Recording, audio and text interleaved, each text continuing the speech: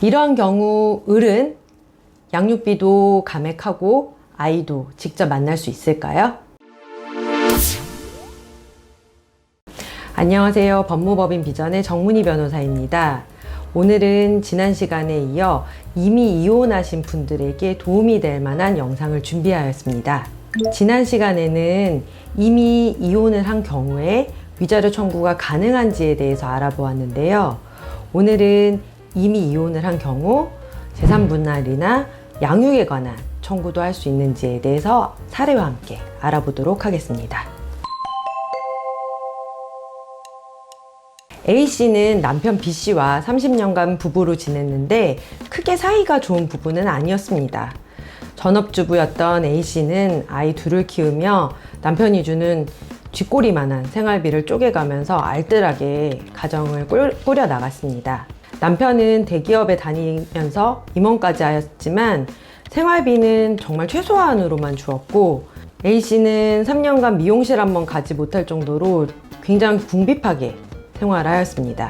A씨는 막연하게나마 애들 다 키워놓으면 이혼할 수 있겠구나 생각했는데 아니나 다를까 둘째가 결혼하고 나니까 남편이 먼저 이혼을 요구하였습니다. 남편은 이혼을 요구하면서 이제까지 모은 재산은 같이 살고 있는 남편 명의의 집밖에 없고 그 집을 팔아 그 돈을 반으로 나눠주는 것으로 재산분할을 하자고 했습니다. A씨는 10원짜리 하나도 벌벌 떠는 남편이 이제까지 모은 돈이 생각보다 없다라는 점에 대해서 좀 의아하게 생각했지만 콩나물 한 봉지도 남편의 허락을 받아야지만 살 수 있는 좀 힘든 생활을 벗어나고자 남편의 이혼 요구에 응해 주었습니다. 그런데 이혼하고 1년 정도 지난 후에 A씨는 남편이 경기도 지역 역세권의 건물을 소유하고 수년 전 회사에서 퇴직한 후에 직접 그 건물을 관리하고 있고 매달 들어오는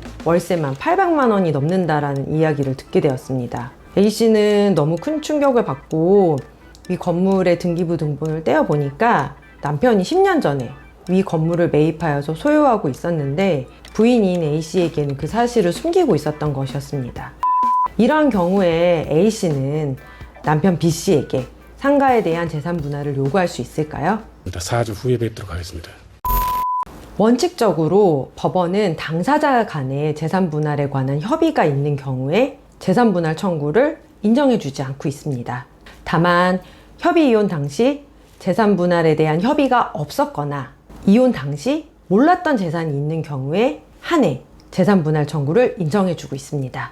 다만 재산분할 청구권은 이혼을 한 날로부터 2년이 지나면 소멸하기에 그 기간 내에 재산분할을 청구하는 것이 매우 중요합니다. 실제로 이 사안에서 A씨는 2년의 제척기간을 얼마 남겨두지 않은 시점에서 매우 아슬아슬하게 재산분할 청구를 하였고 남편이 갖고 있는 건물에 대해서 기여분을 인정받아서 재산분할을 받게 되었습니다.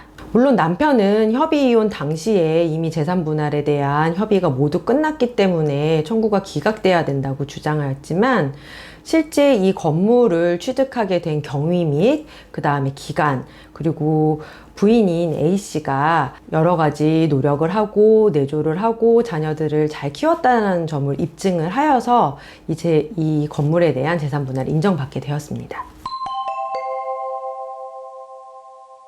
두 번째는 양육에 관한 청구를 할 수 있는지에 대해서 살펴보도록 하겠습니다. 실제 사례를 보면서 함께 설명을 드리도록 하겠습니다. 갑과 을은 수년간 고생하던 끝에 귀하게 얻은 아이 하나를 기르고 있는 부부였습니다. 갑과 을은 원래 서로 성격이 너무 달랐고 아이를 얻기 위해 수년간 시험관 실수를 힘들게 하면서 사이가 더욱더 나빠지게 됐습니다. 갑과 을은 이제 시험관 시술도 포기하고 결혼 생활도 정리하자 이렇게 생각했을 무렵에 기적적으로 아이가 찾아왔고 서로 사이는 좋지 않지만 아이를 위해 결혼 생활은 유지하자 하면서 살고 있는 상황이었습니다. 그러던 중에 아이가 외국으로 유학을 가게 되었고 갑은 아이와 함께 외국에 나가 뒷바라지를 하기로 하면서 을에게 이혼을 요구하였습니다. 을은 아이를 위해 재산분할도 넉넉히 해주었고 매달 양육비로 500만 원씩 보내주고 매주 약속된 시간에 화상통화로 면접교섭할 수 있도록 약속하였습니다. 을은 아이와 갑이 유학생활을 하는 동안 단 한 번도 빼먹지 않고 양육비를 보내주었는데 코로나 사태로 인해 아이와 갑이 귀국하게 되었고 설상가상으로 의뢰 사업도 좀 어렵게 된 상황에 처하게 됐습니다. 을은 아이가 더 이상 유학생활을 하지 않게 되자 양육비를 좀 줄여달라고 부탁하였고 아이도 2주에 한 번씩 좀 직접 만나보고 싶다고 갑에게 요청을 하였지만 갑은 양육비를 줄이면 절대 아이를 보여줄 수 없다고 하였습니다. 이러한 경우 을은 양육비도 감액하고 아이도 직접 만날 수 있을까요? 4주 후에 뵙도록 하겠습니다. 이혼 후에도 친권 양육에 관한 부분은 변경이 가능합니다. 협의 이혼이나 재판상 이혼 모두 미성년의 자녀가 있는 경우에는 자녀의 양육에 대한 그리고 친권에 대한 양육비에 대한 사항은 미리 협의를 하거나 아니면 법원이 정해줘야 하는데요. 이러한 경우 이혼 후에도 아이가 성년이 되기 전까지는 양육에 관한 사항들은 변경이 가능합니다. 실직이나 재혼 아니면 아이가 유학을 간다든지 아니면 아이의 건강 상태 변경이 있다든지 이런 현저한 사정 변경이 있는 경우에는 얼마든지 아이의 양육에 관한 사항은 변경이 가능한데요. 이 사안의 경우 을은 갑을 상대로 양육비 및 면접 교섭에 대한 변경 청구를 하게 되었는데요. 법원에서는 조정을 통해서 매달 500만 원씩 주던 양육비를 150만 원으로 감액해주고 아이도 2주에 한 번씩 아빠인 을의 집에서 직접 볼 수 있도록 양육에 관한 사항을 변경해 주었습니다.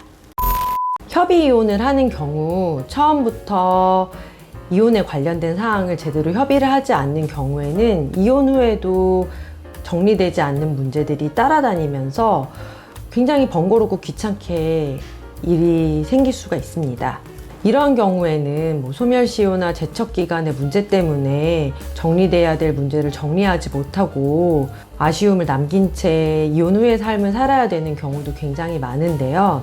협의이혼의 경우라도 법률 전문가의 조언을 받아서 이혼 전에 챙겨야 될 부분에 대해서 꼼꼼히 챙겨보시는 것을 추천드리고요. 이미 이혼을 하신 분이라면 이 영상 보시고 내가 더 청구할 부분이 있거나 아니면 변경하고 싶은 사항이 있다면 도움을 받으셨으면 좋겠습니다.